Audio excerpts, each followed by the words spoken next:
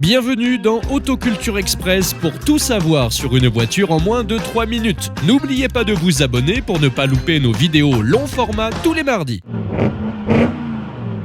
Il était une fois une voiture banale transformée par la magie d'un sorcier anglais devenue véritable bête de course, mais dont le succès commercial n'aura jamais lieu.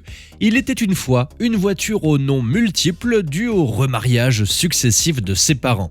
Il était une fois une voiture désormais recherchée par son pédigré, ses performances et son histoire abracadabrantesque, comme dirait l'autre. Aujourd'hui, on rapporte une histoire abracadabrantesque. Voici donc la Talbot Sunbeam Lotus. Née Chrysler Sunbeam, puis rebaptisée Simca Chrysler Sunbeam après le mariage de Chrysler Europe et Simca, puis Talbot Sunbeam, suite au rachat de l'ensemble Chrysler Europe par Peugeot, on finit un peu par s'y perdre.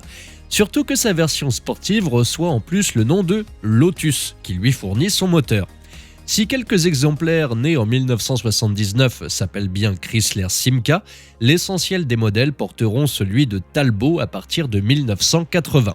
Tout d'abord, il faut savoir que la Chrysler Simca Talbot Sunbeam Lotus PSA Peugeot Citroën est basée sur une simple Sunbeam sortie en 1977, elle-même basée sur une Hillman Avenger recarrossée et dont elle reprend beaucoup d'éléments, sortie elle en 1970. Autant dire que la technologie était plutôt archaïque. Si vous voyez une grande ressemblance entre une Sunbeam et une Talbot Horizon, c'est normal, la Sunbeam, dans ses premiers dessins, était prévue pour être la version 3 portes de l'Horizon. On finit encore par s'y perdre, non ? Et ça prouve bien, encore une fois, que le manque de pognon fait faire n'importe quoi. Mais revenons à notre Talbot Sunbeam Lotus. L'intérêt de ce modèle ? D'abord, son moteur Lotus. Justement, un 4 cylindres 16 soupapes de 2,2 litres de cylindrée à 2 carburateurs double corps développant 155 chevaux, permettant d'atteindre 200 km/h et d'abattre le 0 à 100 en 8 secondes 4.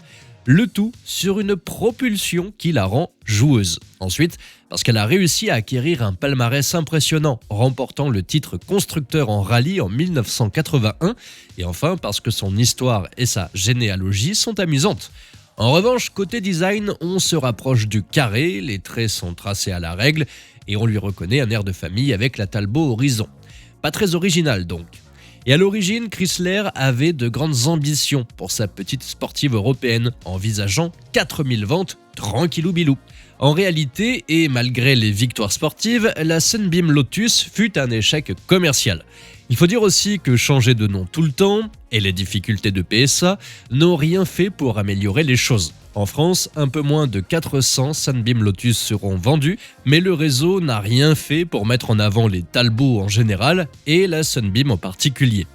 Au total, 2308 exemplaires de la Sunbeam Lotus seront fabriqués entre 1979 et 1981 et plus de 1100 trouveront preneur en Grande-Bretagne où elle aura le plus de succès. Ce qui aujourd'hui en fait une vraie rareté. Elle est en tout cas souvent méconnue des amateurs du dimanche qui lorgneront plutôt sur une 205 GTI ou une Golf GTI. Évidemment, sa cote est en rapport avec sa rareté puisqu'il faut compter entre 30 et 40 000 euros.